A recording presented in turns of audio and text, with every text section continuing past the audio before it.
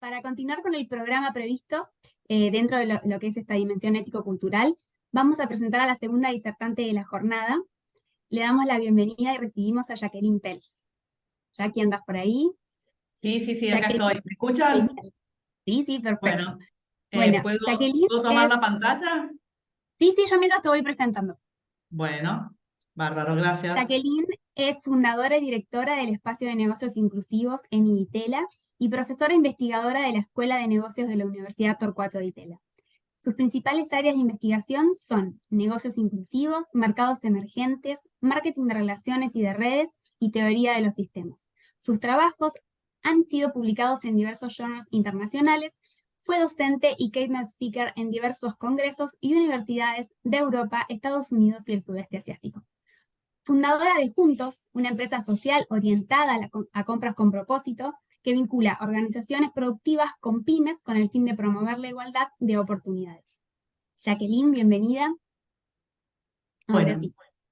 bueno, muchísimas gracias. Bueno, quería empezar agradeciendo a IARSE como institución, felicitarlos también por esta 13ª edición del Congreso y en particular a Luis Olleva, a Federico Zárate por la invitación, a Lilian por todo el apoyo de Backstage, sin el cual esto no sería posible. Y este cambio de era, que es un tema que ya había introducido en una edición anterior, cambio de era, era de cambio, creo que ahora es interesante o es importante este repensarse. Y entonces elegí eso como título para hoy. Y lo quiero hacer aportando desde dos lugares. La primera es hacernos una pregunta, ¿no? ¿Por qué incluir a las empresas como parte de la solución a la inclusión social? Sobre todo porque históricamente tal vez diríamos que son temas que competen a los gobiernos, a las organizaciones de la sociedad civil. Entonces, bueno, un primer punto es ¿por qué? ¿Por qué incluir a las empresas en este momento? Y luego tomar un segundo momento en donde usar el ejemplo de la empresa social que creamos desde el espacio de negocios inclusivos de la DITELA para reflexionar qué es este repensarse desde una lógica empresaria. Entonces, vayamos por el primer punto, ¿no? ¿Por qué incluir a las empresas? Y para hacer eso quiero tomar una evolución histórica bastante larga, pero la voy a hacer cortita, de tres actores de la sociedad. Las empresas, obviamente, los gobiernos y las organizaciones de la sociedad civil, y ver cómo esta evolución permite nuevos diálogos que no eran viables hace 50, 100, 150, 200 años. Esta es una charla que a veces yo doy y me lleva 1 hora y media, la voy a hacer en 5 minutos. Me hubiera encantado hacerla participativa y como diálogo, porque creo que el repensar es un momento de reflexión. No tenemos el tiempo para hacerlo desde ese modo, pero sí voy a hacer algunas preguntas retóricas disparadoras y quiero invitarlos en esas preguntas que ustedes traten de contestarse y ver si estamos en la misma página. Entonces, si yo preguntara cuándo empieza el management moderno, dónde está el génesis, el Adán y Eva de este management moderno, en general, en distintos lugares del mundo, siempre lo posiciona algo en torno a la revolución industrial. Y yo quiero argumentar, en cambio, que tiene un origen precedente, que tiene que ver con las colonias. Es en esta fase que casi nadie menciona, se habla de la mención a la orientación a la producción, al mercado, al cliente, pero no se habla de la orientación a las materias primas, que nace más o menos en torno al 1400, 1500, 1600, en donde hay un primer eslabón de management moderno. Por ejemplo, un ejemplo sencillo, en términos de tecnología, de 10 naves que salían, y acá me va a corregir el doctor Fernández, de España, por ejemplo, al inicio no volvían más de 2. Y eso tenía gran parte que ver con que la tecnología de las naves estaban hechas para el Mediterráneo y no para el Atlántico. Tiene que ver que no había un sistema de logística de puertos para repararlas. Tiene que ver que no había un sistema informativo, que eran las estrellas, que cuando uno cruza el Ecuador cambian. Entonces, por ejemplo, Magallanes queda perdido 220 días en el Pacífico porque no puede orientarse. Entonces llevó bastante tiempo en resolver esta orientación a las materias primas, que nos llevó luego a que volvieran las naves, que en un principio todo el mundo eureka, eureka, y estaba muy contento. El management, entre comillitas, del momento se organizó para resolver los temas económicos. Piensen que los primeros venture capitalists eran los reyes de España de repente, ¿no? La legislación, la gestión del monopolio de las Indias, etcétera. Digo España, pero podríamos hacer un equivalente con Inglaterra, con Portugal o los Países Bajos, ¿no? Pero cuando empiezan a volver, si bien hay una eureka de que las naves vuelven, también hay una toma de conciencia de que no está preparado para la logística de recepción y distribución. Y es un poco alguno de los elementos disparadores, entre otros, sin duda, de la revolución agraria y la revolución industrial, sin la cual no hubiera podido pasar. ¿Qué es lo que estoy contando? Que a medida que resolvemos un problema, creamos otro, sin darnos cuenta que en la génesis de la solución está el nuevo problema. Y una vez que podemos resolver el problema de la producción, surgió una cosa muy inédita en torno a la posguerra, Segunda Guerra Mundial, en torno a los años 50, 60, que por primera vez en la historia la oferta superó la demanda. Y ahí nace el concepto de orientación al mercado. No había un concepto de, ¿cómo se dice?, de competidores o de orientación al cliente, porque la demanda había siempre superado a la oferta. Y así vamos avanzando en el tiempo, y voy acortando para poder llegar. Hay una orientación al cliente, el customer satisfaction, el customer delight, el life value del customer, y luego llegamos en torno al año 2000 y hay un quiebre. Hay un momento en donde esta evolución también toma conciencia de que no está bien centrarse solo y exclusivamente en el cliente, que eso también tiene efectos secundarios negativos. Y empieza a haber una orientación más amplia hacia todo el ecosistema, a los stakeholders que mencionaban hace un ratito, a los grupos de interés, y que termina o culmina en alguna forma esta primera etapa, que después obviamente, como toda evolución histórica, sigue con la firma de los Objetivos de Desarrollo Sustentable. Entonces acá tenemos una evolución de lo que pasó en el management. Miremos lo que pasó, por ejemplo, en los estados. Y los estados modernos nacen de alguna forma con la Revolución Francesa, ¿no? Y hay un cambio importante cuando se decapita a Luis XVI, cuando empieza la Revolución Francesa, el sistema histórico que era Dios, Papa, Rey, señor feudal y así, de top-down, se cambia por uno que es bottom-up, es decir, que pasa de la gente hacia arriba. Y ese modelo, no había un antecedente histórico de cómo la gente se organizaba. Y surgen esencialmente dos grandes modelos, ¿no? Uno que vamos a llamar comunismo y uno que después tomará el nombre de capitalismo. Y acá puse algunos referentes, Mark Smith, para... Este modelo cae más o menos, y en tiempos históricos, acá 30 años de diferencia no es nada, en torno a los fines del milenio, inicios del milenio. La caída del muro de Berlín es muy evidente, la caída de Wall Street es menos evidente. Pero cae Wall Street porque cae el subprime, y el subprime es el único mercado desregulado en donde todos los axiomas del capitalismo tradicional y de Adam Smith y la mano invisible tenían que funcionar. Y no solo no funcionan, sino que quien viene a rescatar a los que cayeron fueron los bancos, a los bancos que cayeron fue el Estado, es decir, el archienemigo, o sea, el que no tenía que intervenir en absoluto. Entonces, de alguna forma, este modelo es como una estrella que explotó y de la cual todavía vemos la luz. Pero lo que más nos importa a los fines de esta charla es que vamos lentamente yendo hacia esquemas integrados, ¿sí? En donde los objetivos de ODS los firman las empresas y los estados. Entonces hay un modelo más público-privado y un ejemplo es, por ejemplo, este surgir de China. Y vayamos a la tercera historia que quiero contar para contestar por qué nos interesa resolver los temas de impacto social desde las empresas. Acá también hay una historia interesante, que es la evolución de las organizaciones de la sociedad civil.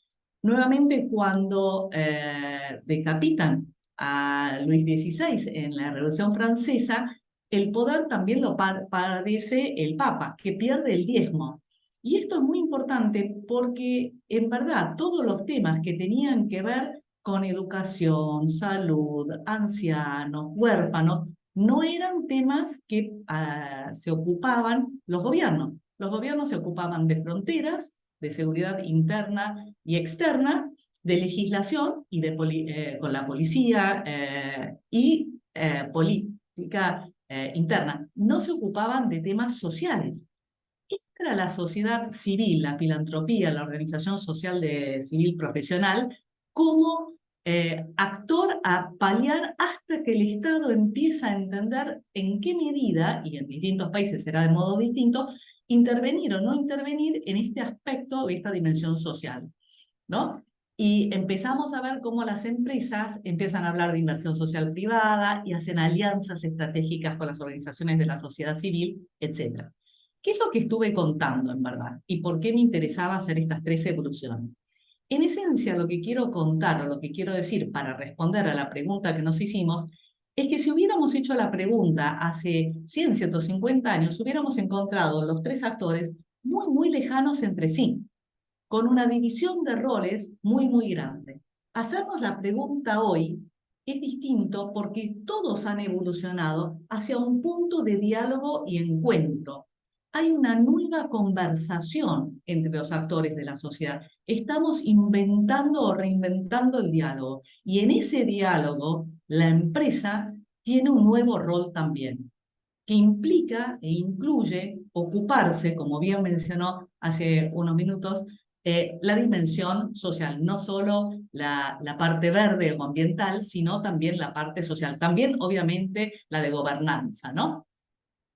Y es por eso que en el 2000 no se hablaba de la dimensión económica, sino casi solamente de la dimensión social, y esa la firmaban solo los gobiernos. Ya en el 2015 se habla de muchas más dimensiones, y acá representé lo que en Estocolmo lo llaman el Stockholm Wedding Pie, la torta de matrimonio de Estocolmo, que habla de lo económico, de lo social y de lo ambiental. Bueno, acá el primer punto, ¿no? ¿Por qué hoy las empresas se plantean o hablan de la dimensión social? Porque hemos roto el paradigma en donde la empresa decía, bueno, yo genero plata, con esa plata hago donaciones a las organizaciones de la sociedad civil o pago mis impuestos, y son los otros los que se ocupan de lo social. Hoy todos se ocupan de todo. Y ese es un gran, gran cambio. Bueno, entonces ahora quiero pasar a una bajada más empírica, más práctica, un ejemplo, y para eso quiero hacerlo a través de la mano de la empresa Juntos. Juntos es una empresa social, como contó Lidia hace un ratito, pero es a su vez un proyecto de investigación-acción del espacio de negocios inclusivos de la DITELA.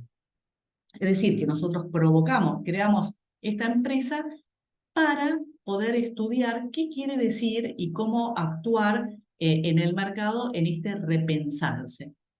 Y entonces el primer punto que quiero abordar es el que tiene que ver con propósito, ¿no? ¿Cómo nos redefinimos o definimos un propósito? Y en este caso en puntual, nosotros lo que buscamos es resumir en una frase cuál era el problema que queríamos resolver. Y nosotros queríamos resolver el tema de las organizaciones productivas que trabajan en mercados informales. ¿Por qué?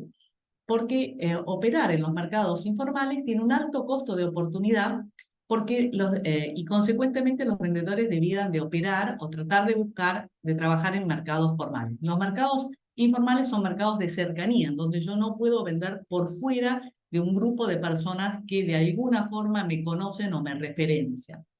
Quiero aclarar algo importante. La informalidad aquí no se entiende como ilegalidad o no registro legal. Quiere decir una informalidad como actores que le faltan herramientas para operar en mercados formales. Es una falta de capacidades, y voy a volver sobre este tema dentro de un minuto. ¿Por qué nos interesaba este tema? Porque es un tema que tiene una escala enorme a nivel mundial. Estos son los porcentajes de mercados informalizados que hay en el mundo por región. Y como podemos ver, es muy, muy alto. Quiero poner un poco una cara detrás. No estamos hablando de un vendedor ambulante, no estamos hablando en Argentina, de un cartonero, estamos hablando de personas que tienen una profesión, que generan productos. Acá les puse algunos ejemplos de productos que son nobles, de buena calidad, que tienen buena terminación, que tienen... Pero, sin embargo, los estudios internacionales nos demuestran que menos que el 2% de estos emprendimientos, y hace un ratito hablábamos de empresarios o emprendedores, ¿no? Estos emprendedores alcanzan el éxito. Es bajísimo, es bajísimo. Éxito entendido como la capacidad de salir de las ventas de cercanía. Éxito entendido como la capacidad de salir de una venta de subsistencia. Éxito entendido como crecer, ¿no? Entonces fuimos a tratar de entender profundamente, porque para repensar lo primero que hay que hacer es pensar, y para pensar hay que enraizarse en conocimientos existentes de la problemática, ¿no? Y entonces un premio Nobel, Amartya Sen, dice que la pobreza no es la falta de renta, que sí lo es, obviamente, sino que la falta de renta es la consecuencia de una ausencia de capacidades. ¿Se acuerdan? Hace un minuto yo definí la informalidad como la falta de capacidad de operar en un mercado formal. Doy un ejemplo sencillo de la experiencia de Juntos. Si yo le digo a alguien, necesito que me entregues algo para el día 14 de septiembre, ¿sí? La persona tal vez me lo entrega a las 9:30 o 10 de la noche. Obviamente, si lo entrega a una empresa en ese horario no hay nadie trabajando, pero no tiene la capacidad de entender, porque no es su experiencia, por ahí no transitó su forma de trabajo, el tema de los horarios laborales, ¿sí? Entonces, hay muchas capacidades que van desde capacidades de un cálculo de márgenes, pero también capacidades de entender qué son las formas, las normas, las tradiciones, las prácticas de un mercado formal. Y acá después nos basamos sobre otro gran pensador francés, el sociólogo Pierre Bourdieu, que dice que hay una tasa de conversión entre las capacidades culturales y el capital económico. Y que eso es un ratio tiempo-esfuerzo enorme. Doy un ejemplo. Si nosotros hemos hecho una inversión en capital o capacidades culturales llamado primaria, de este tamaño, se va a traducir en un capital económico de este tamaño. Si hacemos un esfuerzo, tiempo-esfuerzo mayor y hacemos el secundario, va a tener una tasa de conversión en un sueldo mayor cuando nos graduemos. Si hacemos un esfuerzo tiempo mayor y vamos a la universidad, se traducirá en un capital económico a su vez más grande, y así sucesivamente. Pero estamos hablando siempre de años, no estamos hablando de una capacitación que es un par de días exclusivamente. Y hay un segundo elemento, o sea que tenemos las capacidades, la dificultad de tasa de conversión de las capacidades, y hay un tercer elemento que nos trae otro gran pensador, que es Mark Granollers, que habla de el capital social y lo divide en dos tipos: los vínculos débiles y los vínculos fuertes. Los vínculos fuertes son aquellos de la comunidad, el famoso family and friends, los vecinos.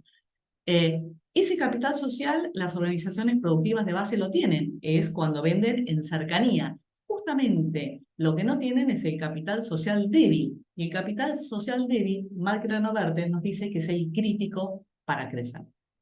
Entonces, este es el seteo. Entonces, con este conocimiento, miremos entonces cómo hacen para vender las organizaciones productivas. Y esencialmente, las organizaciones productivas pueden vender a un consumidor final, a una gran empresa o a pymes. Y en general lo hacen en modo directo. Recorramos rápidamente cada uno. Si pensamos en un consumidor final, en general lo va a hacer a través de una feria, pero ahí nos quedamos con vender dentro de la comunidad. Ese es el desafío, la dificultad. Si lo hace en una plataforma, muchas veces cuando yo entro y digo, bueno, quisiera comprar esta taza, por ejemplo, ¿sí? Me dan el precio, y cuando después me dan el costo de envío, resulta que el costo de envío es 3 veces la tasa, con lo cual me suele resultar muy caro. O no tienen el producto porque no tienen capital de trabajo, por lo cual no tienen stock. Y eso tiene como consecuencia que es difícil que puedan superar las ventas de cercanía, como hablábamos hace un minuto. Si entramos en el caso de vender las organizaciones productivas a las grandes empresas, lo hacen a través de áreas de sustentabilidad, áreas de compras, etc. Y la OPE tiene, la organización productiva tiene dificultades de financiación, volumen, capacidad de calidad, logística, y se le pide a la empresa que sea más flexible. Déjenme mostrárselo visualmente qué quiere decir estas dificultades. Si tenemos una cadena de valor tipo, tenemos un proveedor, una empresa, un distribuidor y sus consumidores finales, en general hay dentro de cada una de estas organizaciones un organigrama que realiza distintas actividades y tareas. Bueno, cuando pasamos de una organización de valor tipo a una inclusiva, lo que tenemos es, en vez de un organigrama con división de tareas, un conjunto de personas que hacen muy bien una tarea. Por eso son organizaciones productivas, porque saben producir y producen muy bien. Cuando se trata de hacer una cadena de valor inclusiva, en general, se trata de encontrar un conjunto de actores públicos o de las organizaciones de la sociedad civil que puedan armar como un organigrama externo, ¿sí? Que pueda ayudarlos a encontrar financiamiento, las microfinanzas o les dé asistencia técnica. Ahora, cuando esta organización, ¿quién la lleva adelante? ¿Cómo acontece? La lleva adelante la empresa en su área de sustentabilidad, en alianza con calidad y compras, ¿sí? ¿Y qué es lo que pasa en el tiempo cuando vamos a estudiarlo? Es que no avanza más allá de un programa piloto. Es tan grande el esfuerzo y por eso la imagen, un poco como Atlas con el planeta en las espaldas, que no pueden avanzar mucho más de allí. Si en cambio tienen como interlocutor a una pyme, en general lo que pasa es que la pyme no tiene un área de responsabilidad. Entonces hay una única secretaria que tiene que hacer 700 actividades y no puede. Entonces no pasa más allá de una venta puntual que podría ser una compra navideña en alguna ocasión. Ahora fuimos a analizar y vimos que esto no es una situación solo de la Argentina, sino que es una situación global. Y ahí fuimos a repensar. ¿Qué quiere decir repensar en este caso? Que en vez de ir en modo directo, fuimos en modo indirecto. Creamos a la empresa juntos, que es un nuevo actor que articula buscando compensar estas faltas de capacidades, reconociendo que no hay un tiempo para hacer esta conversión importante burdiana, y que pudiera aportar este capital social débil que era este networking.